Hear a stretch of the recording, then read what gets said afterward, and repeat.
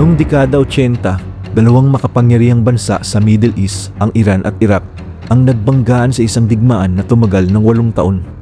Isang digmaan na puminsala ng mahigit 1 milyong buhay, gumamit ng chemical weapons at nag-iwan ng sugat na hanggang ngayon ay hindi pa rin nadihilom. Ito ang kwento ng digmaang Iran at Iraq. Kung mahilig ka sa mga historical documentaries tulad ng bidyong ito, ay baka pwedeng mag-like, mag-subscribe at i-hit mo na rin ang notification bell bilang suporta at para updated ka rin sa mga susunod ko pang videos. Bago pa man sumiklab ang digmaan, dekada nang may tensyon sa pagitan ng Iran at Iraq.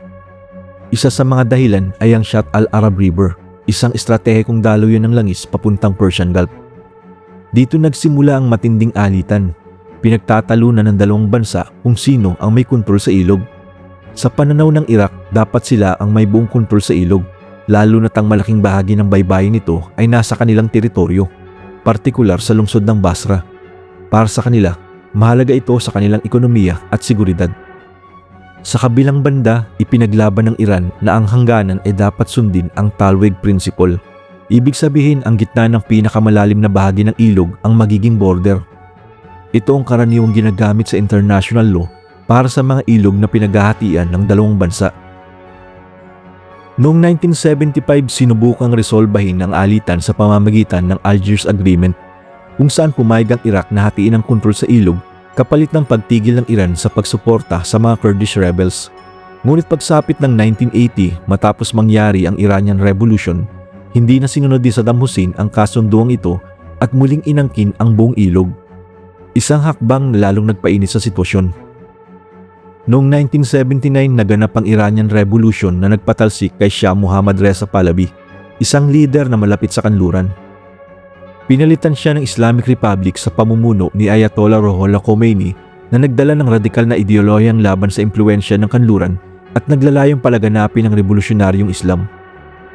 Para kay Saddam Hussein, isang sekular na leader na namumuno sa Iraq na may malaking populasyon ng Shia, ito ay isang seryosong banta. Nangamba siya na baka maimpluwensya ng revolusyon ang kanyang sariling mamamayan at magdulot ng pag-aaklas laban sa kanyang pamahalaan. Sa puntong ito, malinaw na ang paparating na digmaan ay hindi lang simpleng labanan para sa teritoryo, kundi isang banggaan ng ideolohiya, kapangyarihan at takot sa pagkawala ng kontrol. Noong September 22, 1980, biglaang inilunsad ng Iraq ang isang malawakang pag-atake laban sa Iran. Isang kombinasyon ng airstrikes at ground invasion na target ang mga airbase, lungsod at hangganan ng Iran. Layunin nitong mabilis na pabagsakin ang kakayahan ng Iran na lumaban bago pa ito makapag-organisa ng depensa.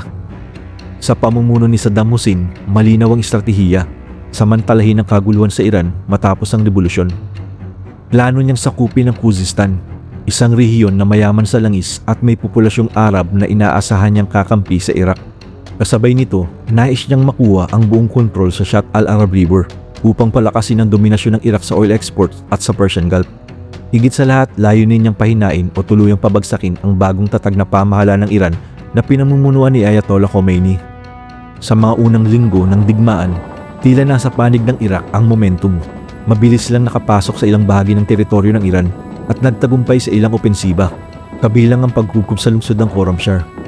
Ngunit hindi inaasahan ng Iraq ang tindi ng magiging tugon ng Iran.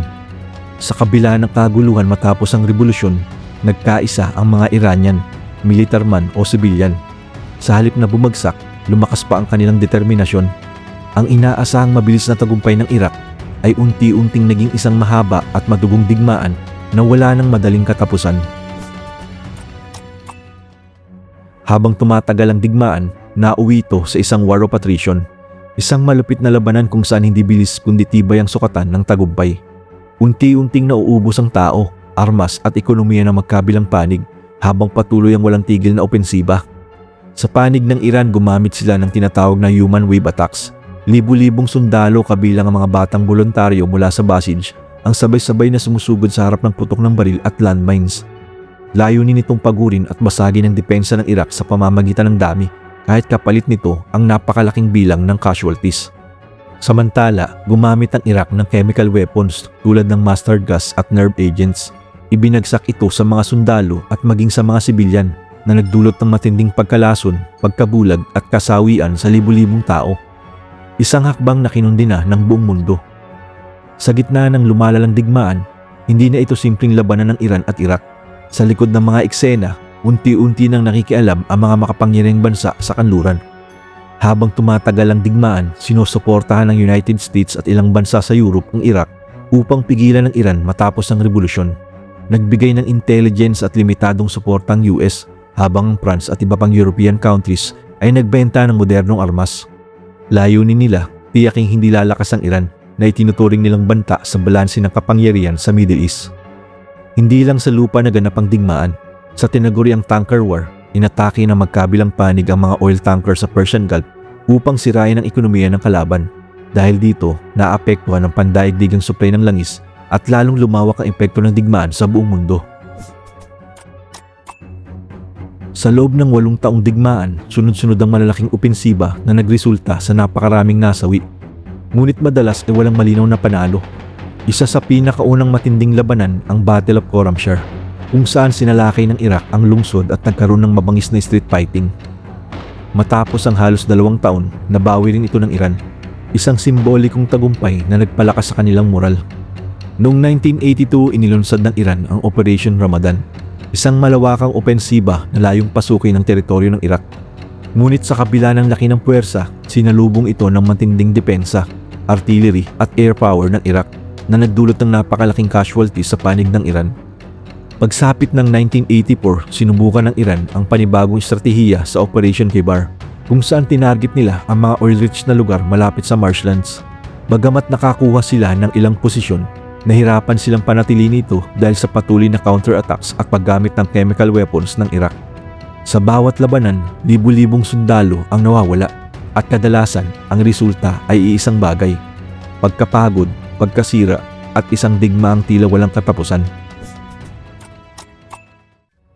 Noong March 16, 1988, naganap ang isa sa pinakamadilim na yugto ng digmaang Iran at Iraq, ang Halabja Massacre sa hilagang Iraq. Target ng pag-atake ang lungsod ng Halabja na tinitirhan ng mga Kurdish civilians na pinaghihinalang sumusuporta sa Iran. Sa loob lamang ng ilang oras, binomba ng Iraqi forces ang lugar gamit ang chemical weapons, kabilang ang mustard gas at nerve agents tulad ng sarin. Ang epekto ay agad at nakakapangilabot. Mga taong bumagsak sa kalsada, hirap huminga, nabulag at unti-unting pumanaw. Marami ang namayapa habang nagtatangkang tumakas, mga pamilya na magkakahawak pa ng kamay sa kanilang huling sandali. Tinatayang 5,000 katao ang nawala at libu-libo pa ang nasugatan o nagkaroon ng pangmatagalang sakit dahil sa lason. Ang Halabja ay naging simbolo ng matinding kalupitan sa digmaan at isa sa pinakamalalang paggamit ng chemical weapons laban sa mga sibilyan sa modernong kasaysayan. Hanggang ngayon, ang pangyayaring ito ay nananatiling paalala kung gaano kalalim ang pinsalang kayang idulot ng digmaan, hindi lang sa mga sundalo kundi sa mga inosenteng mamamayan. Habang tumatagal ang digmaan, unti-unting bumibigat ang epekto nito sa Iran at Iraq, hindi lang sa larangan ng labanan kundi sa buong bansa. Bilyon-bilyong dolyar ang nagastos sa armas at operasyon militar hanggang sa tuluyang maubos ang pondo ng dalawang panig.